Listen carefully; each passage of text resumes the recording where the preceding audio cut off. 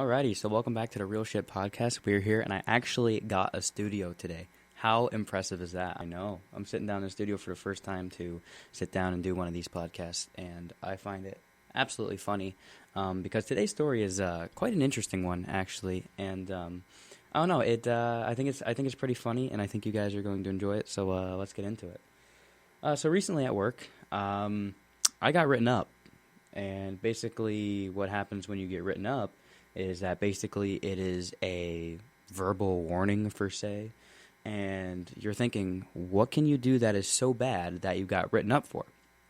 Well, turns out that I am an automotive detailer. I work in a detail shop, but it's also a car dealership.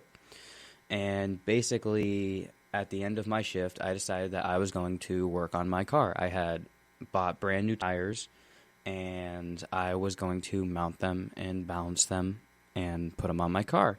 So at the end of my shift, I rolled the car into the shop. I had technicians put my car up on the lift, and I went to work taking it apart and doing what I had to do, and pretty much did that. And funny enough, the day that I was there and that I did it, the general manager of the dealership was actually there, and now he's no longer the GM. He's also like the vice president of operations of this company. And I'm not going to say the company because I don't want to bring names into it. Like I said, I try to keep it, but I just want to get to a point in the story because there's two different points here and two different aspects that I think are important for people to look at and people to remember and kind of just think about. But with that being said, getting back to the story, I basically put my car on the lift, did what I had to do, put the tires back on, and funny enough, the GM watched me do this. And he didn't say a word to me. And I'm like, all right, well, it's not like I was clocked in. I wasn't on the clock. I waited till after, my shift was over. I clocked out, brought the car over, and did what I had to do. And after I did that, I left. It was as simple as that. But I came in on Monday.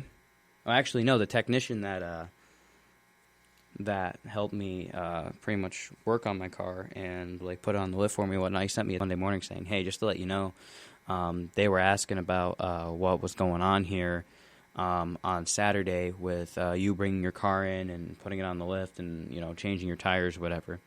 And he's like, I just want to give you a heads up just before you came in. I'm like, all right. And I'm like, I wonder what type of bullshit I'm going to go through now. And I wonder, what's going to be said or what's going to be done. And anyways, I get into work, and my boss pulls me off to the side, and he says, hey, you're not going to like me for this, but I'm going to have to write you up. And I'm like, what? It's like, you're going to have to write me up for what? What's the big deal here? Why did I get written up? And he looked at me and said, well, someone over at the dealership saw that you were doing it, and I guess basically had a problem with you doing it. And basically, it's not a big deal, but, management over there, they had to, they said something to me, and basically they want to see some sort of action taken just because of what you did was apparently wrong. And to a degree I do understand, because basically I didn't really ask anybody from higher management if I had, if I could have permission to use the equipment. But my biggest thing was that this isn't the first time I've done this. I've done this multiple times, and I went about it in a way in which, hey, I talked to, a technician that was there and basically said, hey, look, this is what I'm doing. This is what I want to do. And basically like, yeah, that's perfectly fine. Roll the car in. We'll help you out. We'll get you get done whatever you need to get done. And basically my boss told me one of the service managers, or not service manager, excuse me, the service writers basically saw me and made a big stink about it, about how, I had my car in and, I wasn't supposed to have my car in, or, and I didn't go in for approval and blah, blah, blah, whatever. But basically, the service writer, and this is where we get into the first part of the story, the service writer absolutely hates my guts. Basically, the guy is a self-centered dickhead. And I mean, that's pretty much what it comes down to. He thinks he's better than everyone else, and I tend to have major issues with people who think that they're better than everyone else. And basically, this all kind of started out when I first started the job. I've been working where I am now for probably a year and a half, well over a year and a half now. And basically for the first 2 months, I got along fine with the guy. The guy, I mean, I didn't like the guy, but I'm like, all right, I can talk to this guy, whatever. It's not a big deal. But he started being a dick. He would make comments to me, and I'm like, dude, like, what's your problem here? I don't know why you're being such a dick. And basically, the one day it came to the point where, you know, he was being such an ass, I decided to give it back to him. And he bought a Jeep from the dealership, and he had it in the shop, and they were doing stuff to it. And I walked by, and I looked at him like, yo, this is a faggot's Jeep right here, buddy. And he was there, and he heard me say it, and he looked at me, and he got all pissed. He had such a sour puss on his face. I can't forget the look on his face. It's almost like I just crushed him. Like, congratulations, bud, you're a faggot. You own a Jeep. You just went out and bought a newer Jeep Wrangler that you're not going to do anything to, and you're not going to go wheeling with it, and you're basically just going to hold your dick and drive it. And it's like, all right, well, that's pretty stupid. No one buys a Jeep and goes, oh yeah, I'm going to drive it every day, and it's not going to see dirt. I don't want to take it off road because it's a Jeep, dude. Like, if you buy a Jeep and you don't go wheeling with it, you're a retard, all right? That's plain and simple. That's end of story, no conversation, done. You own a Jeep, you don't go wheeling, you're a tard. And it was a Jeep Wrangler, too, so it's like, okay, Jeep, like a Jeep Grand Cherokee, okay, you know, like, that's like a mom's car, like, all right, like, yeah, you know, like someone's mom will be driving around a Jeep Cherokee. But you have a Jeep Wrangler and you don't go wheeling, means you're a retard. That's what that means. But anyways, so I made fun of the guy, and he hated me ever since. And he would always make comments to me here and there whenever he had the chance. And, you know, I just kind of said, hey, whatever, you know, I'll let it go, not let it bother me. But I finally got my car back together and put an exhaust on it so the thing was loud, and started driving it to work. And I would roll in, and the thing's loud. So, you know, I'd come in and just... You know, you wouldn't even have to guess who was there or whose vehicle it was, because everyone just knew it was my vehicle because it has a unique sound and it's quite loud. And this guy absolutely hated me for it, and he'd always make comments about it. And the one day he actually pulled me off to the side, and he's like, "Hey, you don't have to be an asshole when you pull in here every day." He's like, "You're coming in here, you're flying through the parking lot, you're being a dick, and you're pissing customers off." And I'm like. I looked at him and I'm like, all right, well, I've heard that you've been making comments about me for the past how many months, and I've done nothing to go out of my way to be a dick to you. And it's like, oh, by the way, it's like if customers were really having an issue with me driving my vehicle, I'm sure upper management would have pulled me off to the side and had a conversation about it by now, which they haven't, so their customers are not complaining about it. The only person who seems to be complaining about it is you. You seem to be the only little bitch here that is actually saying something and who is upset by this.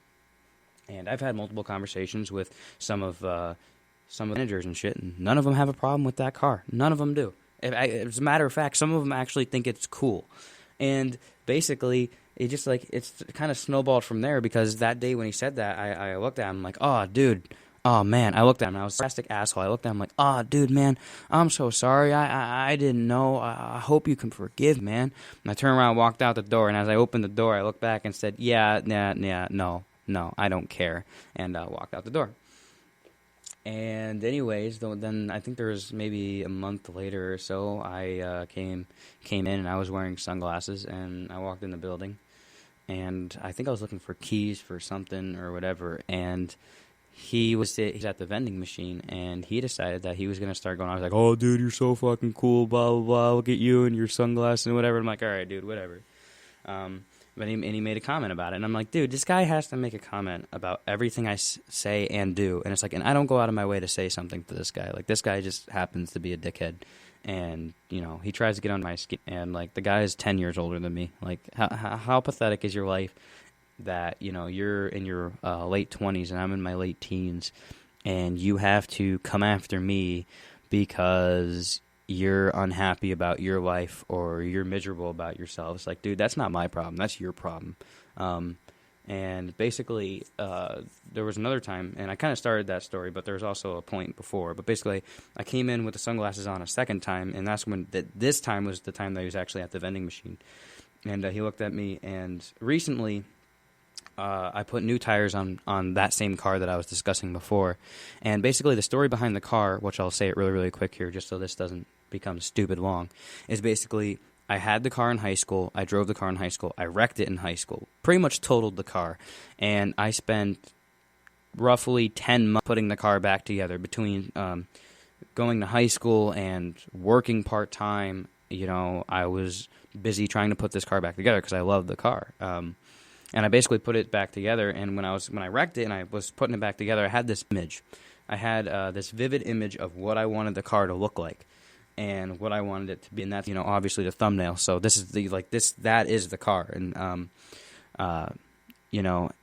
and I basically busted my balls, and I'm very proud of how it came out. There's a few things that are wrong with it, but I busted my balls to get the car back together, and I take high offense to anyone who, tries to get in my face and, pretty much knock it down, and because they don't understand the amount of work and effort that went through to make that car what it is now. But basically, getting back to the story, I finally had the chance, my senior year of high school, when I did senior photos. It's a big thing if you're not a senior yet, and like you're a junior or whatever, and you're listening to this, you'll understand like how important this is. And people who have already been in high school, have already graduated, you understand that like senior portraits are kind of important. And basically, I wanted to do my senior photos with that car. But unfortunately, I wrecked the car, so I didn't get the chance to do the photos with the car. And that kind of crushed me, because I really wanted to do it with the car. And I wrecked it, so I didn't have the opportunity. But basically, I finally got the car back together, and I finally had the image that was in my head when I first started the process of putting the car back together. This was the image. This is how I wanted it to look. This is how I wanted it to be. And I finally got that. All right, this is awesome. And basically it came to the point where, like, you know what? Hey, I'm a photographer. I'm a videographer. I do a lot of video and photo projects. And I want to do photos with my car because I never got the chance to do that. So I did. I took photos with the car, and I mean, they weren't anything spectacular. Basically, I had a few extra moments during a day that I wasn't too terribly busy, and just said, I'm going to take like the next 15 minutes. I'm going to set up the camera, I'm going to put it on the timer, and I'm going to take some photos of me with the car. And I did, and they came out. They were all right. I mean, they weren't anything spectacular, but I just wanted something to like, yeah, this is me and this is my car. And I set that as my Facebook profile picture. And that's a big thing. I'm not big into Facebook. I don't make posts and stuff. Like, I don't waste my time getting into that ushy-mushy bullshit. Because, honestly, it's a lot of, like, memes on Facebook. There's Facebook Marketplace. And then it's just a cesspool of everyone that with all their posts about their feelings and shit. And it's just, I find it kind of stupid. I try not to get into it too much. But basically, I just decided to set my Facebook profile picture as me standing in front of the car. And I did that. And that day, this coworker of mine who doesn't like me, the service writer, he made a comment to me wearing the sunglasses. He's like, "Oh yeah, you should have taken a photo with you in your car with those sunglasses on because you look so cool with those sunglasses on, dude." And I'm like, dude, I don't know what your problem is. And, like, that kind of pissed me off when he said that because, like, he's being an asshole. And I basically looked at him and I told him to go fuck himself. I mean, word for word, as he was walking away from me, I told him to go fuck himself because he's such an annoyance. And I came to the realization of, dude, this guy, he went out of his way. And remember, like, this is Facebook. Obviously, you can have public and private accounts, but I don't do anything on Facebook, and my account is public. People can see it. They can see my posts, but I don't make many posts, and I don't say much. So I feel like there's nothing for me to really keep private, And basically, this guy went out of his way to go on Facebook, to look me up, to see this photo of me with my car that I busted my ass to, make happen and put back together. And this freaking guy thinks that, he basically stalked me on Facebook. And he, without him fully realizing that he basically told me that he did. And that bothers me. Because the guy is so pathetic in his life, he went out of his way to look me up on Facebook. And to basically stalk me on Facebook. And to look this up, and he told me, he's such a freaking retard that he told me that he did it, and he didn't even realize that he told me because he's stupid, he's incompetent, he has no idea that he just laid that all out there, and he laid that information out there with without him even knowing that I just know what he did. And what else is kind of disturbing is that one of my coworkers told me that he also, I guess, apparently took a screenshot of that photo and drew a dick on my forehead. Like, I don't know, like all this crazy shit. Like, this guy's going out of his way to like please himself, and it's just pathetic. Like, and it's about me. It's about me. This guy not only stalked me on Facebook, but he took a screenshot of my profile picture, which is me in my car, and then decided to draw a dick on my forehead. Like, that's just sad. And I don't know what's more disturbing, the fact that, like, he's doing all of this and, like, to make himself feel better for whatever reason, or the fact that I know that he's doing this. And, like, it's almost feel like there's a part of my privacy that feels, like, slightly invaded. And yet again, because my Facebook profile is public. You know? People can see that. If they, you know, someone wants to be, you know, messed up in the head and do that shit like this guy did, they can do that. They can do that very, very easily. And it's just kind of a lesson there of, you know, that this guy's a complete douche, and I hate this guy, and he hates my car, and he hates how loud it is. So every day when I roll into work, I make sure that, you know, I tack her up a little bit. And if you don't know what that means, basically, you know, I tap the throttle a little bit, give her a few revs just to be a dick, because you know what? It pisses him off, and I love it. And it's like, because fuck you. I don't care who the hell you are. You are not going to stop, and you're not going to walk all over me. That's not who I am. You're not going to get away with it. But also, the other lesson here is that you really got to watch yourself when it comes to being online. Like, there's some scary shit that can happen. There's a lot of stuff that people can find out about you, and there's also a lot of things that, you know, that they can do and figure out, and just a lot of personal information that maybe you don't want out there. And it's just something to think about and something to ponder. But that was the first part of the story, and, you know, this is, you know, 18 minutes long for the first part. But basically, and the next part is basically what I talk about, which is miscommunication, and getting back to the story of me getting written up. Basically, the way my boss stated it, he stated it as if the service writer, who I was just currently talking about, basically threw me under the bus because he didn't like me. That's how I walked away with it. And basically was a few days after the fact, I went in and wanted to talk to the service manager, which would basically be that service writer's boss. And I walked right up to and that's the thing is, the way the desk is set up, they're all sitting together. And this service writer was there, and I walked right up to the service manager and said, "Excuse me, dude, can I have a moment of your time?" And he's like, "Yeah, absolutely." And I'm like, "Is there any chance that we can step into your office for a moment?" And it's funny because I know for a fact that the service writer noticed my presence when I walked up to the desk, but the look on his face when I looked at his boss and said, "Yeah, can I talk to you for a moment, and can we step into your office?"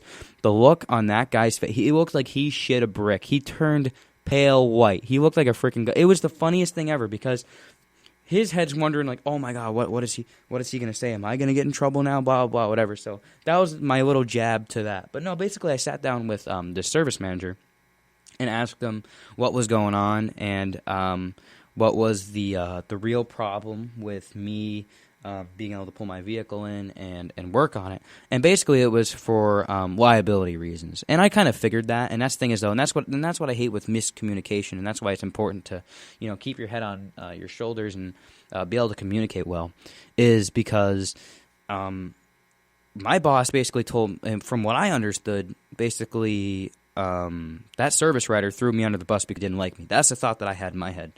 But I decided that wasn't fully I don't know, that just didn't seem accurate to me. So basically I talked to him, and I talked to the service manager, and he basically said, no, basically we can't do it for liability reasons.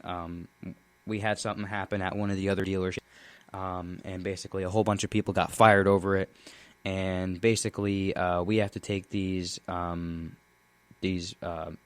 steps and measures to basically try to help prevent that. And because basically it could be a dangerous situation. If I go to put my car on a lift and I don't know what I'm doing, I put the car on the lift wrong and the car falls off the lift. I mean, the car is going to fall a good 6-7 feet, and if it hits someone and crushes someone and they die, like, the liability, like, that's ridiculous. I'm like, my life's ruined because I put a car on the lift or whatever and it fell off and it killed somebody. And that's basically the big reason of why I actually ended up getting written up. And I understood that, but my biggest thing was that basically it was made a big deal. And I mean, I didn't really do anything wrong because I was never told. And that's what kind of disappoints me too, because no one ever told me, hey, don't do that, or you need to get approval or whatever. Just no one ever told me that. So therefore I didn't know. And like I said, this is probably the fourth or fifth time I've rolled my vehicle into the shop to work on it. And basically, moral of the story is that you gotta be smart, and that's kind of something that I learned, and that's even the thing. The conversation that I had with the service manager was basically, look, if you want to work on your car, that's absolutely fine. Get a work order written up, and basically you can't touch the vehicle. One of the techs is going to have to do it. Obviously it won't cost you anything, but just get it written up, get approval for it. Go through one of the service writers for that, and basically get something written up that states, this is what's going to happen to the car, here's who is going to work on it, and that's that. And basically what that is it's to cover the company's ass. It's to protect the business, as the service manager stated.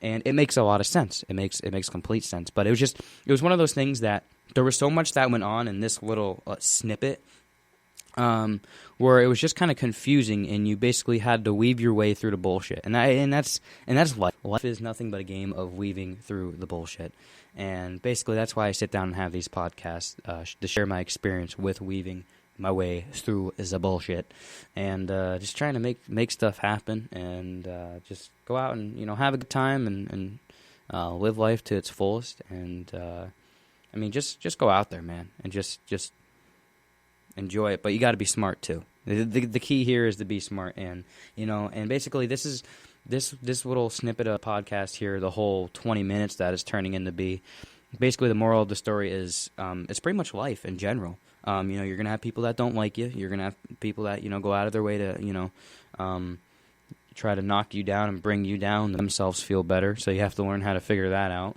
And within all of that, you also kind of have to figure out like who you are, and what you stand for, and what you're willing to put up with and what you're not willing to put up with.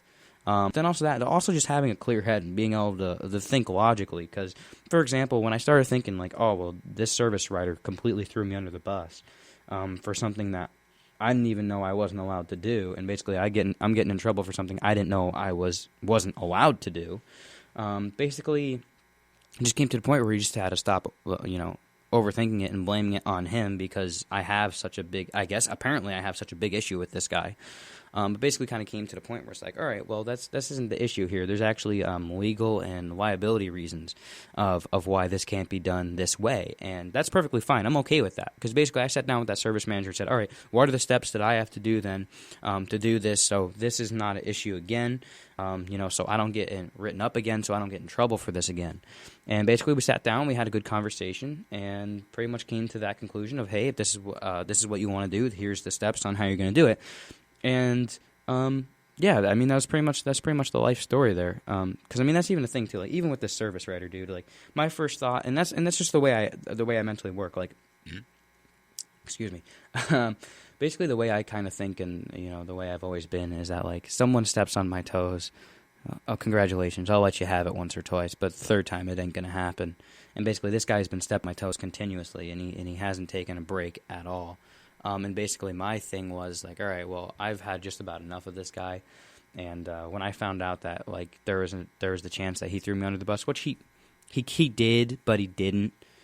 He did attest to the fact that I was working on my car, but I don't know if he fully threw me under the bus or whatever happened there. I don't know if he made a big stink about it. I don't care. But basically, when I first learned about that, I got extremely upset. And my first thought is, all right, how easy is his girlfriend?